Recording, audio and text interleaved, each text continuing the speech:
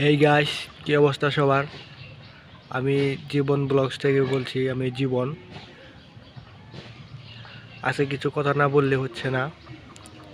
ঘুমাইতে গেলে কারেন্ট থাকে না, মোবাইল চার্জ দেবার গেলে কারেন্ট থাকে না, গ্যাস আছে, ওই বোতল আছে, গ্যাস নাই, খাম্বা আছে, কারেন্ট নাই। কি যে একটা অবস্থা দেশের! এই দেখেন, খাম্বা আছে এই যে, কিন্তু কোনো কারেন্ট নাই কে ঘরে। খালি হলো কারেন্টের ওয়ারিং ওয়ারিং পড়েছে, কোনো কারেন্ট থাকে না। গরমে ভাল লাগে না। মোবাইল চার্জ দিবার দেখি কারেন্ট নাই।